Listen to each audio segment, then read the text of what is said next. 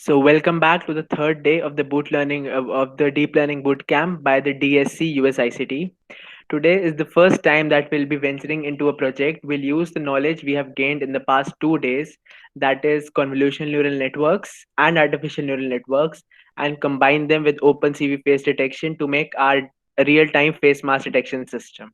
Okay, so I have a very short PPT, just 1 to 2 slides for you to explain the workflow of the project, and we'll jump right into the coding.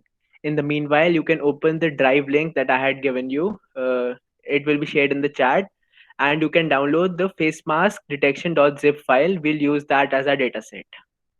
Okay, so yes, so the project can be divided into 5 stages. The first stage is importing the libraries. We know that the libraries, Keras, OpenCV, and Pandas and NumPy act as buffers to in between all the complex programming and the complex mathematics that we might have to do from scratch. So the first thing we need to do in every project in Python is import the libraries. Then the next thing we need to do is create our CNN architecture.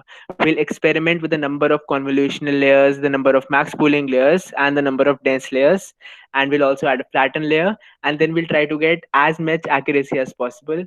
I have experimented with with the convolutional neural network before, and I have managed an accuracy of about 97%. So I'm sure you will all try to best that, but we'll have that as a final model. The weights are also saved in the drive file, which I have asked you to download. So you can use those weights directly instead of creating the architecture and training it again in case there are less resources of computation available. The third step that we need to do is compile and train our CNN. So we did not do this part yesterday. We just compiled it and we did not train it because we did not have any data set.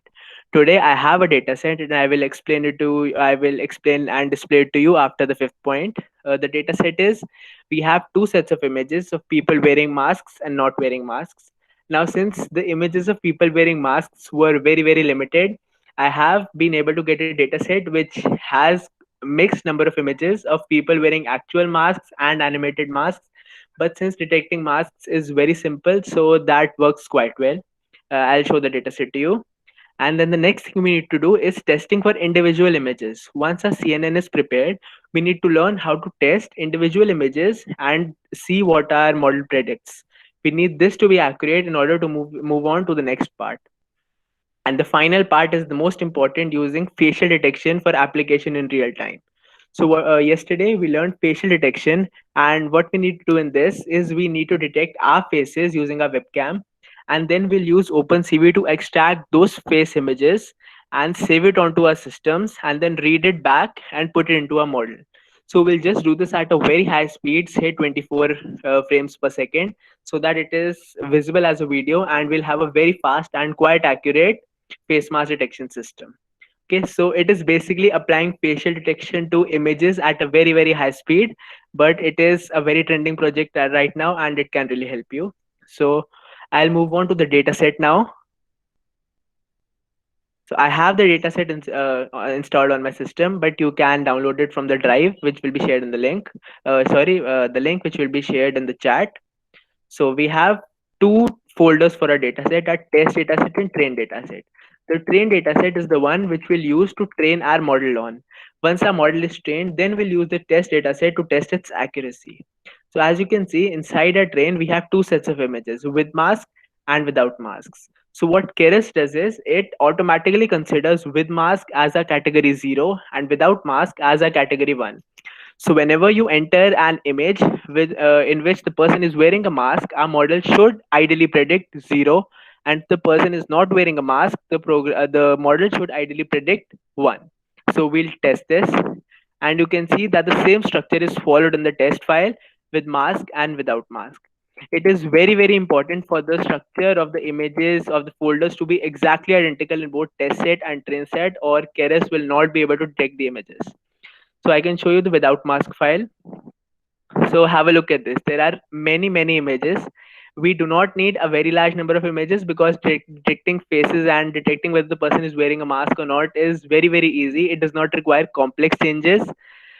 So we have around 3 to 400 images in our test set. In our train set, we have over 1,000. And this is the images of people wearing masks. As you can see that there are not real masks in all cases because that data set was not very readily available. So we have to make do with this data set, but it works quite fine. Okay. So now we'll move on to our coding part. We'll need Jupyter notebooks to do this as we need to access our webcams.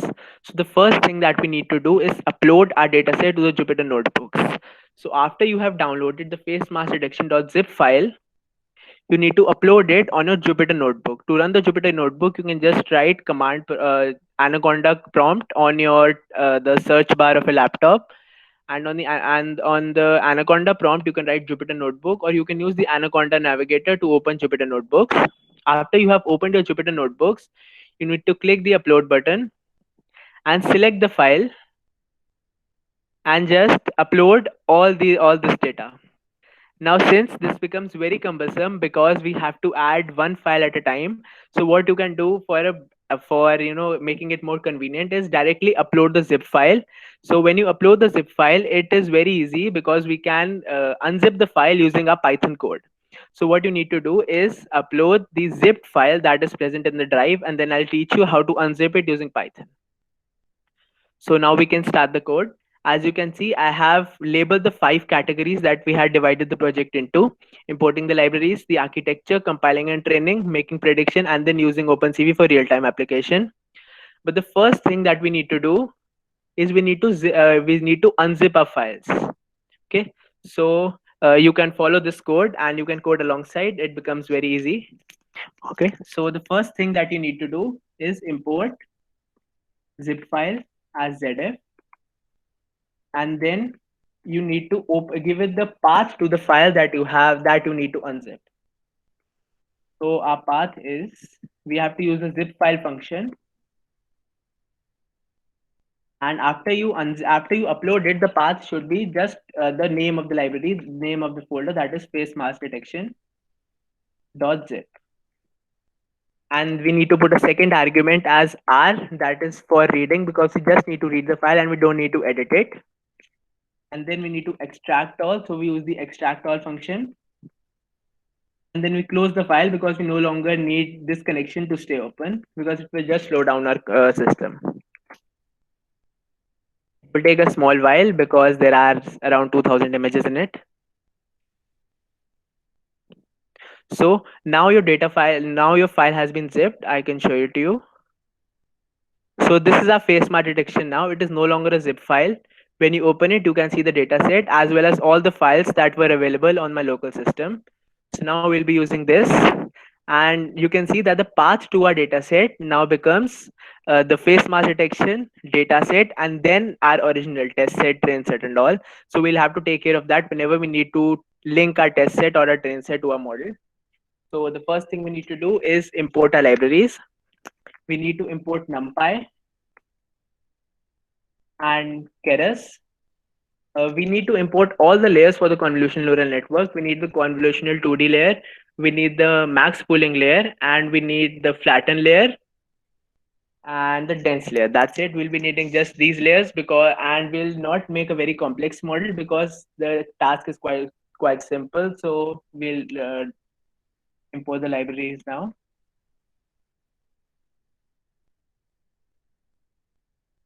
We need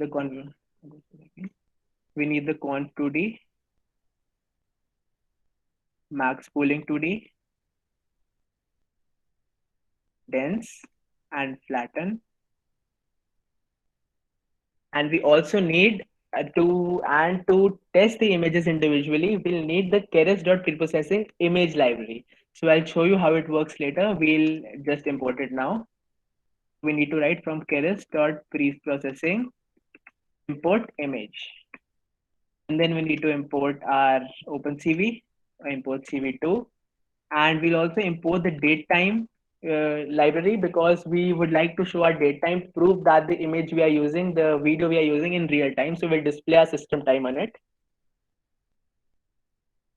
The libraries are loading.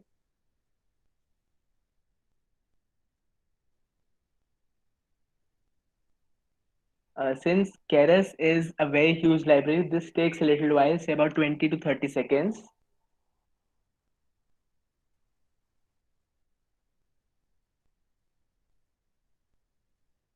So I guess we can start building our architecture, and the meanwhile the libraries can load. So the first thing that we learn that we need to do is declare our model as a sequential model. What this does is it allows us to build a base model without any layers, and then we can keep adding the layers using model.add. And you can see now the libraries have been imported. So the first layer we need to add, like I told you, is a convolutional 2D layer. A convolutional 2D layer allows the system to make filters and reduce the image size, and also detect the important features which we need to classify between wearing a mask and not wearing a mask. So the first thing we need to add is the convolutional 2D layer. And I'll just input the convolutional neural network which I have made, and because it has good accuracy and we can experiment with this afterwards. So the D has to be capital, and the number of filters I have used is 32, and the size of the filter is 3 by 3, and the activation will always use ReLU except when we are at the last layer, because then we need to use sigmoid to classify between two. And because this is the first layer, we need to add our input shape. Now the input shape is up to us. It does not depend on the data that we have. So what we can do is choose any one input shape. The Keras architecture, what it does is it reshapes the image and keeps the aspect ratio and all, so that the image does not get distorted. So the shape we can use is 150 by 150. Now remember, we need three layers because the images are in color, and whenever the three channels, because whenever the images are in color, we need the three channels, that is red, green, and blue, to show the colors. This is added. Then we need to add a max pool 2D layer. What a max pool 2D layer does is it takes a window size. We'll use the window size to be 2 by 2, and it just averages or pools. So we are using max pool, so it takes the maximum of those four values. This helps reduce the size of the image by the number of pixels by at least two, that is by two times, and it also helps preserve the most dominant features. So we'll add the max pooling layer, model.add max pooling 2D, and the filter which is 2 by 2. And then we can yesterday we just added the flatten and the dense, but since this might not be complex enough to take the task that we have at our hand. It might be easy, but it is not very easy, because we have to still detect the faces of the person. So what we need to do is we can either add a flatten layer and then add many more dense layers, or we can just add two or three more conv2d and max pooling layers, so that we can detect the finer details in the images without having our network to be very computationally expensive. So what I have done is I have added three layers, three pairs of conv2d and max pooling 2D. We have already added one pair, so we'll proceed to add two more pairs. This will reduce the input size and will also help and make detection of complex features much more easier for our system. So we'll just copy this. We'll not need the input shape parameter because our model already knows that the input has been taken in the shape 150 by 150, 150, and 3. And then we'll copy this and add it again. So this is the structure of a convolutional neural network. And now we know once this is complete, we have extracted the information from the image. What we need to do now is we need to add a flatten layer and then input this into an artificial neural network. Now the artificial neural network can be simple because our convolutional neural network is quite complex, not very complex, but it is good enough to capture the features. So we need to flatten it so that we can use it as an input to our artificial neural network, and we can add our fully connected layers, that is our dense layers. So we have to choose the number of hidden units, the number of nodes that it would have. So I have tried anywhere between 50 to 150 was a good accuracy, but then I settled for the middle value, and we can have 100 as the number of hidden nodes, and the activation will be ReLU unless it is the last layer. So, and now we'll add our last layer. It has to be dense. And remember that we need only and only one unit, because I told you whenever the person is wearing a mask, it will output 0, and whenever the person is not wearing a mask, it will output 1. So we can have this with only one node. We will not need more than one node.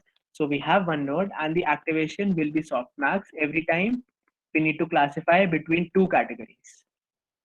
In case we need, it will be sigmoid if we need to classify between two categories. If we need to categorize between more categories, then we use softmax. Softmax is a different and it is more complex. So you can read about it, and I will share the resources if you want to. So we'll just make a model architecture now. It's running. Then sequential. Okay, I forgot to import sequential.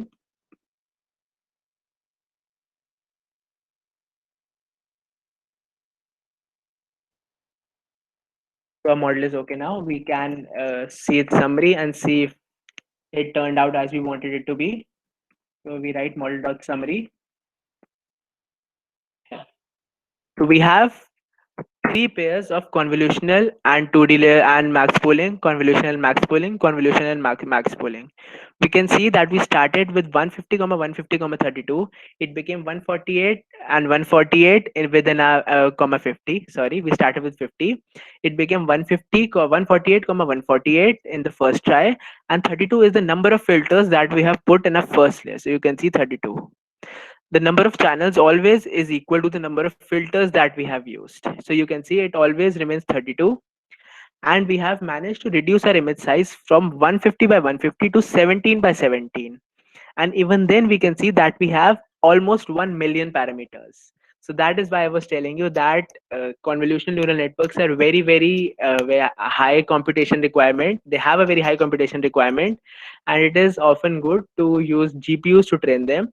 But since 1 million is not quite a large number of parameters, and we will be needing less number of iterations, so we can use it. So what we need to do now is compile the model that we have made. So we use the model.compile. First thing we need to add is an optimizer. So I told you about gradient descent.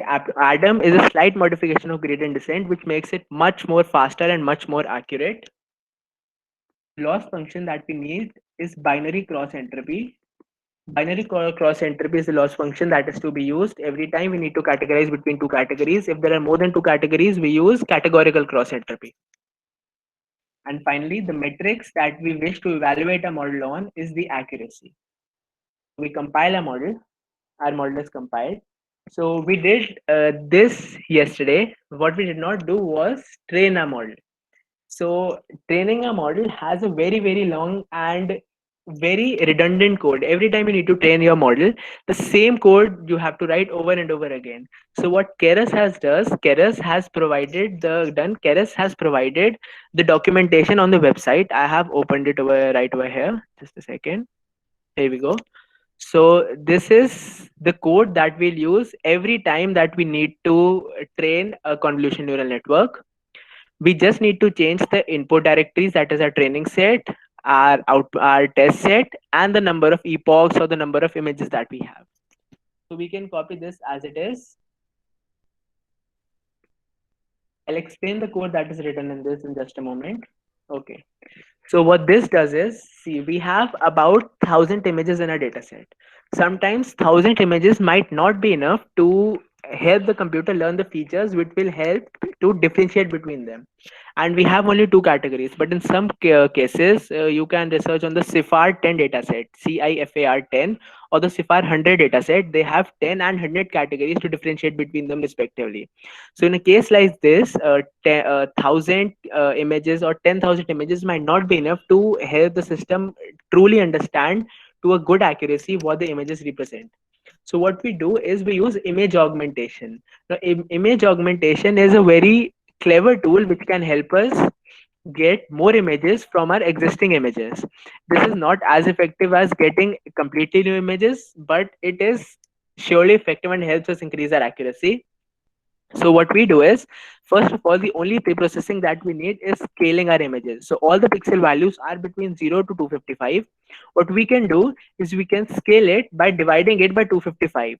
So all the images are now have pixels ranging from 0 to 1. This helps the optimization to improve exponentially for our convolutional neural network. If you train with 0 to 255, you'll have large values, so the computation time will be more. Plus, the gradient descent or the Adam optimization would not be able to run properly and would not be able to give an accuracy which we will get after we scale it. So shear range basically means we just twist the images a little. We push them from the top and we have a slightly changed and slightly distorted image, which is still the same category. If the person is wearing a mask, a distorted image of the person wearing a mask is still wearing a mask. So this is what we do. We build a little, different images from the same images. Zoom range, we just zoom the image by 20% and still the category remains the same, but we have another image. And then we flip the image horizontally, so an upside down photo of a person is still a person wearing or not wearing a mask. Similarly, a horizontal flip, if we get a left to right twist, still the person will still be wearing a mask. So what we do is we use one image and we get three more images. You can see we share it once, we zoom it once, and we flip it once. So we have three new images. So our data set becomes more than three times of the original data set. This is not as effective, say, if you had 3000 images instead of 1000 images, but it is more effective than having just 1000 images. For a test dataset, we don't need to do this. We just need to test the images that we already have. So the only thing we do is we rescale the images so that it matches the train set. You always need to remember that the test set and the train set should be very identical, should be extremely identical, not exactly the same, because that would defeat the purpose. If they're not identical in terms of the dimensions and the values, it will become very difficult for this image data generator to locate it. So we need to take care that since we rescale this, we also need to rescale this. Now what we need to do is we need to put our data into this, the path to our data. So I told you that what we need to do is add face mask detection data set and then our train data. The target size we used is 150, 150, and 3. It has 3 by default, so we don't need to add it. The batch size will use 16. So what batch size means is, if you say if I have 1000 images and I use a batch size as 1000, so every time once our model updates weights, it will be after it has checked or after it has computed for all the 1000 images. So this, we do not want this, because it will take many more iterations if we only update the weight, say, 10 times for 10 iterations. So what we do is we divide the image into batches. So first our model will use the first 16 images, see what it has learned, and then update the parameters. And then it will use the next 16 images and it will divide the whole data set into sets of 16 images, and it will change the weights over and over again.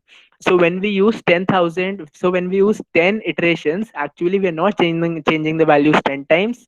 We are changing it many more times. Okay, so if you the lesser data set you have, the lesser batch size you have, it might take more time to train, but the time is almost always insignificant. The change in time is almost insignificant, and the change in accuracy is also insignificant, but you can get a slight change of say 0.3, 0.4% by changing the batch size. So we'll be using batch size of 16. That we need to change the path to the test set. We'll copy it.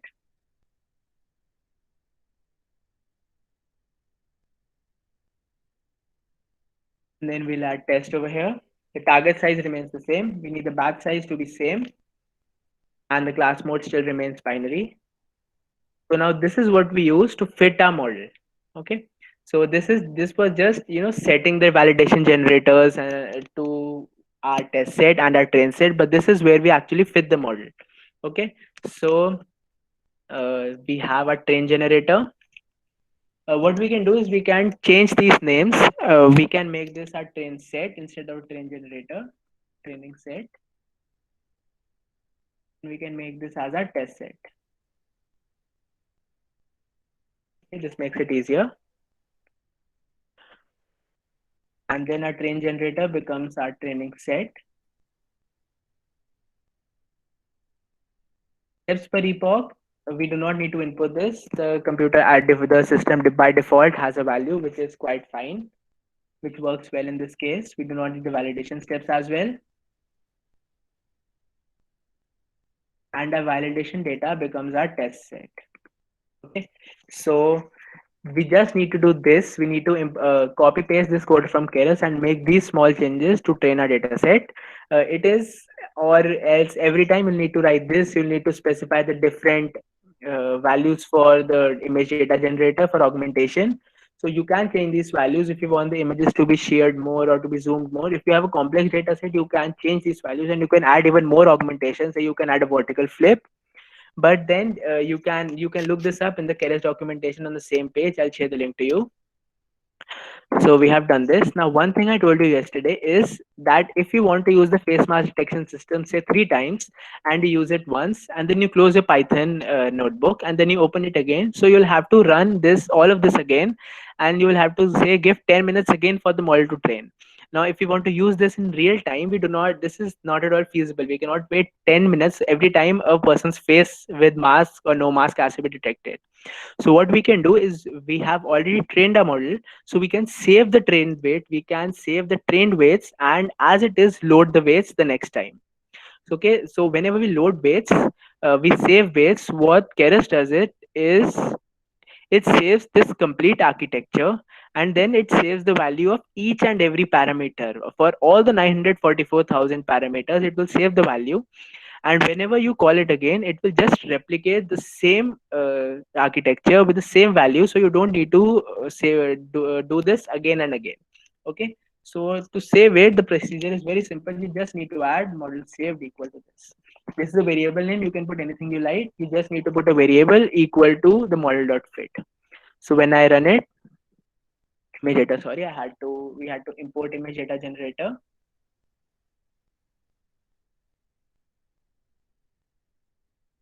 from keras dot preprocessing dot image.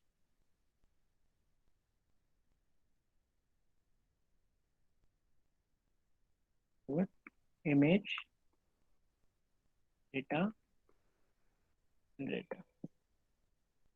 Okay, so it says that it found 1,300 images belonging to both classes for our test set, and 194 images belonging to both classes for our train set in the first case, and test set in the second case. So as you can see, it is taking approximately 1 minute for it to train once, and we need 50 epochs. So I'll let it run for 2 epochs and show you the increase in accuracy. Right now, the accuracy is 71%. But at the end, what we can do is we can use the weights that I have already saved. So I have saved the weights in the file that I have asked you to download from the drive. You can use the exact weights as well. So we can say I see that after the first iteration we have an accuracy of 75%, and in the second iteration already our accuracy reaching 93%. So believe me when I say that after you complete say 20 epochs, the accuracy is already 97%. So you don't even need to run it for 50 epochs. You can change the number of epochs here to 20 and run it again. So we'll stop this. We'll interrupt the kernel so that we can move further. Okay.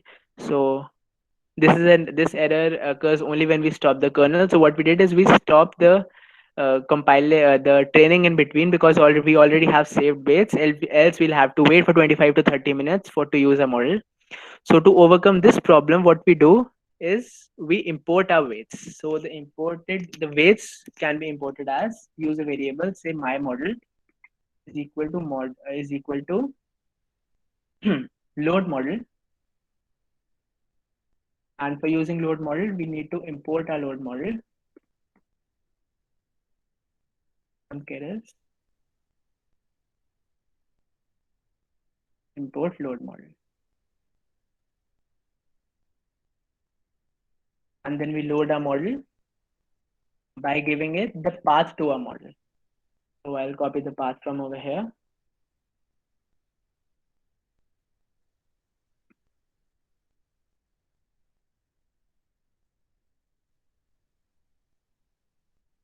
And if you remember, we had saved the model by the name.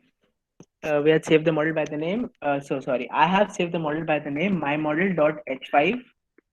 When we run it, see it has already run. So the weights and the convolutional network has now been loaded into our my model. So we can use my model.predict in order to make the predictions for different images. But we need to pre-process the images on our own, because now we do not have this image data generator from Keras. So for testing the images, we need to manually pre-process them. It will just take 3 to 4 lines. So we'll be doing that now. Just a second. I'll add a few more cells below this. So 2 cells should be enough. So the first thing we need to do is we need to load our image. So we'll use test image. We'll name our image as test image. We had already imported image from keras.preprocessing. So we use image.loadImage, and then we need to give the path to our image. Now this R represents that we just need to read the image and not change it. So we copy our the path is already copied, and we need a test data. So we say test and any one image. So we'll use the without mask category first, and we'll take an image 11.jpg. You can open and see that this image exists over there. And also we need to specify the target size. Now you can see that in a CNN we had used target size of the input size of 150 comma 150 comma 3.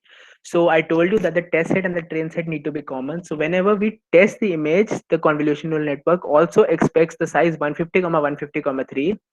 So the first thing we need to do while importing the image, while loading the image, is we need to provide the size that our network is expecting.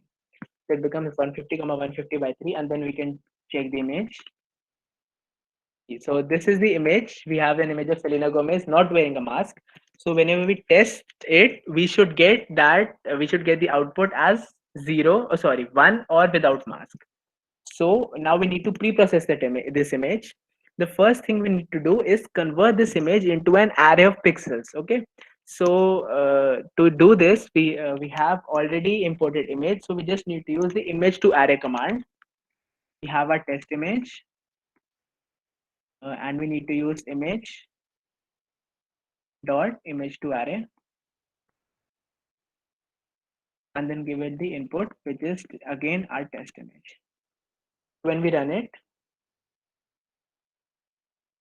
just a second, we can see that the image is no longer an image now. It's series of pixels, and the pixel values are between 0 to 255. Now when we had pre-processed, when Keras had automatically pre-processed our images, it had changed the values from between 0 to 255, sorry, from between 0 to 255, from 1 to 0. So we don't need to do that. That will be done by our convolutional networks. We just need to convert it into an array. So the next thing we need to do is add just a second, we need to add another access to it. Okay, so the image we have is 150 comma 150 comma 3, but whenever you put that image into the convolutional network, you can see that there is another dimension which has been added to our image. So Keras adds this dimension on its own to represent the number of layers, okay, or the number of channels. You can say there are two types. There are two representations. It is either channel first or channel last. So what we need to do is we need to add another layer to this, another dimension, so that we can match the input shape which is expected. So to do this, we use the numpy dot expand dimensions. We take our image and we had imported numpy as np. So expand dimensions, then we give it our image as well as the axis. Now since we wanted to appear at the first position, we use axis equal to 0. And after this, our image is ready. So we just need to use model.predict classes in order to get it. So what we do is we use my model, because this was the name of the model that we had imported. My model.predict classes, and then we put the name of the image. Okay. So we can output this. NP is not fine. Just a second. We had to run this numpy as NP.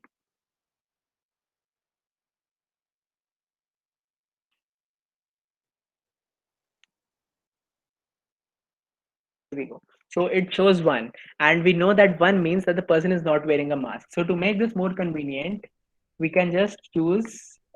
We can see this is an array. So if we add the element, it is a two-dimensional array. So if we add 0, and 0, it means that pred now holds an integer value. Okay, so we have to load the image again and then do this. See, so the value is now just 1 instead of the array. So what we can do to make it more convenient is we can use an if statement to check if the predictive variable is equal to 0. Then we say then the person is wearing a mask. Else we say that the person is not wearing a mask. So we'll import our image again. Okay, sorry.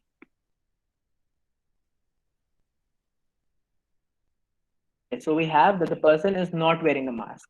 Now we can use an image of a person wearing a mask to test it. So we'll go back to our data set. We are in a test set. So we can use image, say one with mask.jpg. So all we need to do is change this from without mask to with mask.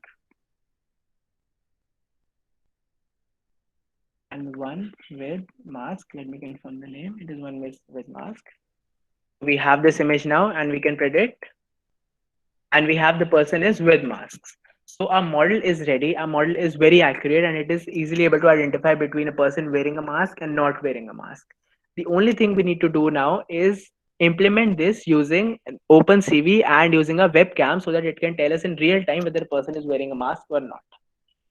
Okay, so we don't need this cell. So we'll start using we'll start OpenCV for video capturing now. I had explained the code to you yesterday. So the only thing we need to add to that is whenever the faces are detected, we just need to extract those face images, save it to our systems, and then use test image.load, use this line image.load to load the image and then run this procedure all over again. Okay, and what we'll do is we'll say put a red rectangle over the face with a label no mask when the person is not wearing a mask, and a green label with and a green rectangle with the label mask when the person is wearing a mask. So the only thing we need to do is capture the frames, save the frames, and load it again, and use this exact code for pre-processing the image, testing it, and then just drawing the rectangles and putting the text onto our images. So we start by using the video capture function from OpenCV. Since we need to access our webcam, we need to input 0. And then we need to import our face classifier or the Har Cascade frontal face default. So we use the cv2 dot cascade classifier command.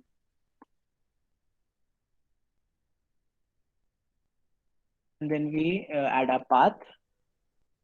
So we'll copy a path.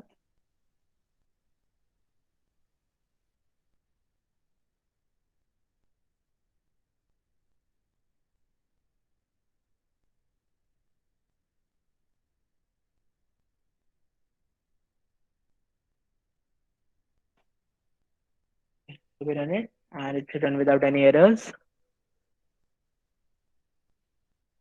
So our face classifier has been imported and our webcam or OpenCV is ready to capture. All we need to do is we need to use cap.read or use this cap variable and use cap.read to start reading our images. So what we need to do while cap is open,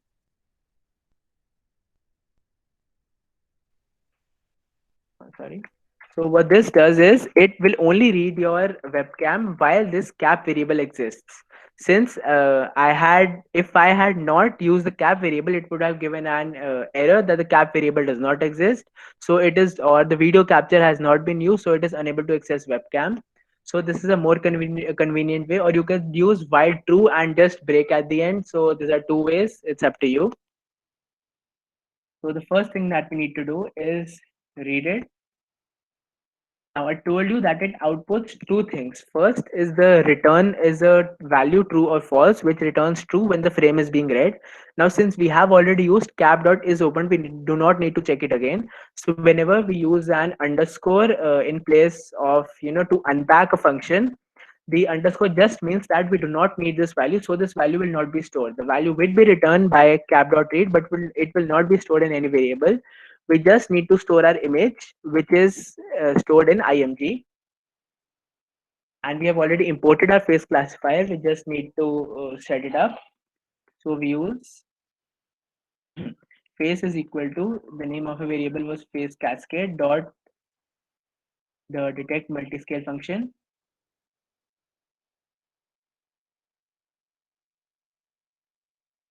and then we need to put our image. We need to scale our image. Scale factor is 1.1, and the min neighbors, the same that we used yesterday, equal to 4. And then now we have the coordinates of the face of a person that is occurring, that is available on the webcam, into this face variable. So I told you it holds four things. It holds the x and y coordinates of the bottom left corner of the face, and it holds the width and the height of the rectangle. So we can get the bottom left corner as well as the top right corner using this, and we can use these 2 points to draw a rectangle around the face. And that is the only 2 points that we need to draw the rectangle using the cv2 dot rectangle function. Okay, so we now do need to unpack the four values, that is x, y, the width and the height from face. So since we detect faces and then use those face images instead of using the whole image as it is, we can detect as many faces of as many people wearing masks or not with this. If we had just we could have as it is taken the image that was available without detecting the face and given it to our neural network, convolutional neural network, it would still have worked absolutely fine. But the problem is we would have been able to predict only one person wearing a mask or not. With this, we can use it for as many persons because OpenCV Har Cascade has by default multiple face detection in it. Okay, so we have a new image, face image. So what we need to do now is we need to use this x, y, w, and h to use and apply these coordinates to our original image to just have the face image. So it is y to y plus h and x to x plus w. A face image holds our image, the only the face of the person. We had yesterday seen that a rectangle is drawn around the face, so only the image which occurs around inside that rectangle is used. And now we write it onto our system. So we do cv2.imWrite. We add a path. We name the image temp.jpg. Now we always use the same name so that not every frame gets written. So the same frame, so the same image or the different images get saved again and again by the name temp. So the old file gets overwritten. So the memory requirement is very less. If we use a different name every time, if we say we store images at a rate of say 30 images per second, so it will require a lot of computation. Well, not computation, a lot of space.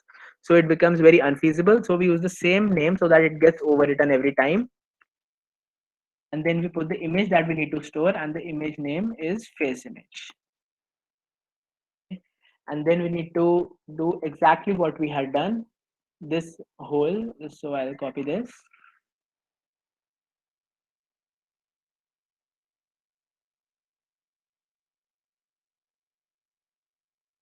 We need to change the path. We are no longer inside test. We just need to put our image name, which is temp.jpg. The target size remains the same. It will still be 150 by 150 by 150, 150, and 3. And now we just need to copy this code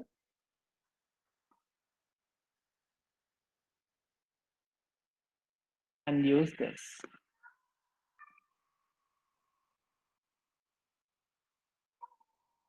Okay. So what we have done now is we already have the prediction.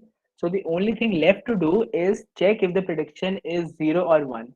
If the prediction is 0, that is, if the person is wearing a mask, we need to put a green rectangle over the person's face or surrounding the person's face and write mask in green.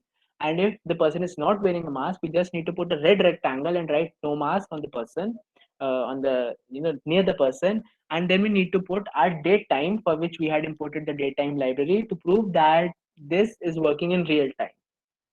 Okay. So first we check for without mask if red is equal, if our predicted variable is equal to 1. We have already tested that 1 means that the person is not wearing a mask. So we go cv2 dot put rectangle.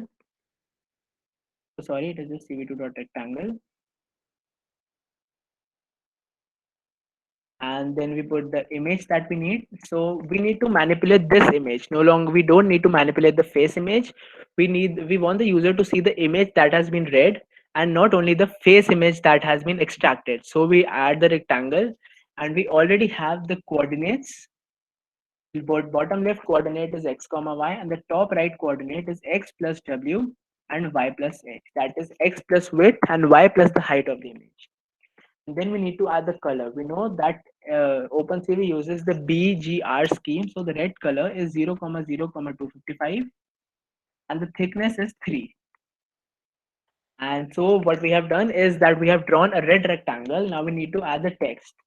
So we use cv2 dot put text onto our image. The text that we need to put is no mask.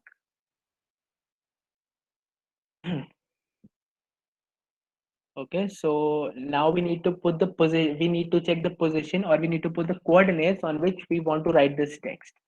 So you can experiment, but from what I have calculated or what I have actually tested, we can use x plus w by 2. We'll make this integer division so that we do not get pixel values in decimal, and we can use y plus h plus 20. So these values are not fixed. You can change these values. That is no issue. I forgot to bracket over here. You can change these values. This will just change the position of the text. The text remains the same. We need to put a font. We will use cv2. We'll use the font Hershey Simplex. So to use this, we need to use font underscore Hershey underscore Simplex, and we import it from the cv2 library. And then we need to put the font size. We use it as 1, and then we use the color. So we need to put it in red. So it is again 0, 0, 255. And then we need to put the thickness. So we'll let it be 0.3. We can change it if it is not suitable. And now this, we have completed our case for when a person is not wearing a mask. So what we can do is we can copy this as it is. Instead of if, we can have an else statement, because these are the only two cases possible. We can change the color from red to green. So green is 0, 255, 0. The rest of the things remain the same in the rectangle part, because only the color has to be changed. And we'll output say mask when a person is wearing a mask. The position remains the same. And we change the color again from red to green. We have drawn our rectangles and we have put our text. So the only thing left for us to do now is put the date. What we can do is we can make a variable date, which holds the date time. We have already imported date time on our top cell over here. So to access the current time, the consistent time, we need to use datetime.datetime.now. Now this gives an object of date time. So if we need to, we have already seen that if we want to put text onto our image, it needs to be a string. So what we can do is we can convert into a string using the string command by typecasting it to be a string. And then we use the same command, that is cv2.putText. On our image, our text is now date t, and we'll use the coordinates 400, 450 to put it on the bottom right corner, and the font will use the same.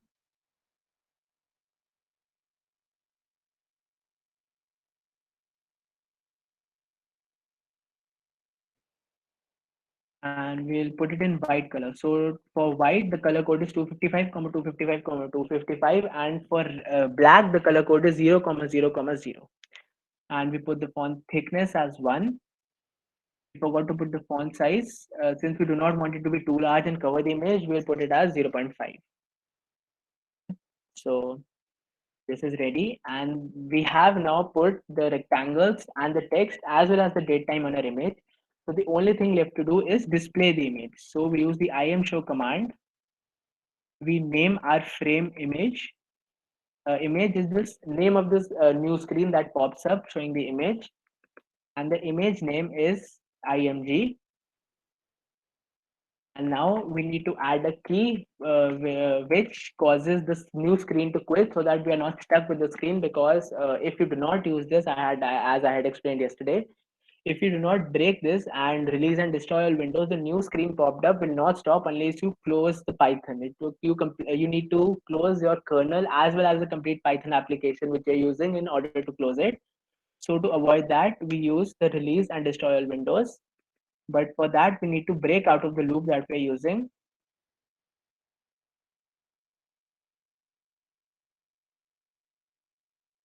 So what this line of code does, it waits for a key to be pressed from the user's keyboard, and as soon as the key pressed is Q for quit, we'll break out of this loop. And as soon as we break out of this loop, we know that we do not need to access the webcam anymore. So we do not need the window that we have opened anymore. So we release the video capture variable, which is cap, and then we destroy all the windows.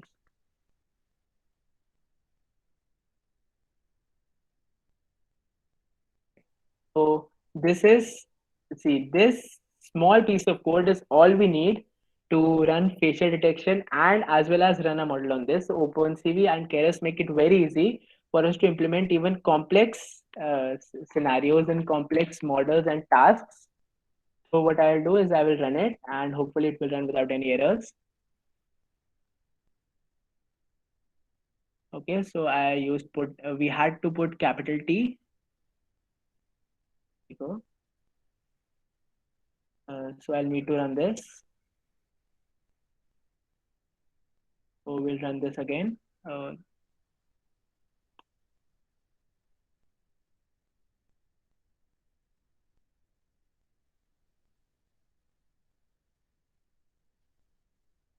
We need to run the video capture again. Okay, the spelling of the font is incorrect in all three cases. Uh,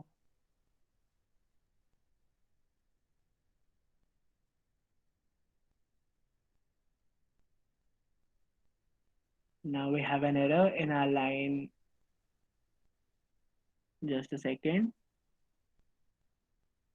No mask.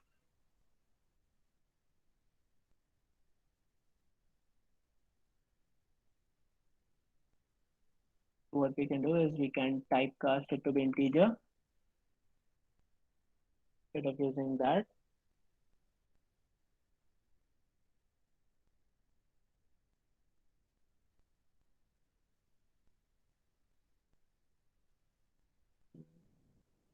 So I think the problem is in this. We can also put this to int as well. And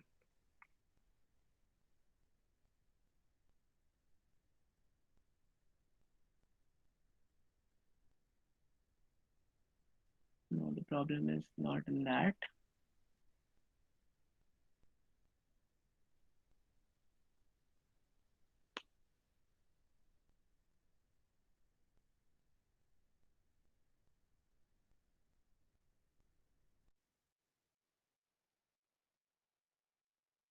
Okay, so now it's working. We have a new screen which has opened, and you can see it says it has a just a second. Okay, so it has a red rectangle saying no mask. So now I have this mask. Whenever I wear the mask, you can see that as soon as you wear the mask, you get a green rectangle saying that it has a mask. So this noise can be eliminated by changing the minimum neighbors factor. So you need to experiment with the minimum neighbors factor and change it. So I'll show you the working once again. It is quite fast. As so see, we do not have any lag. As soon as I wear the mask, you can see the mask written on the screen. So The accuracy is very high. So as soon as we press Q, this quits. Okay.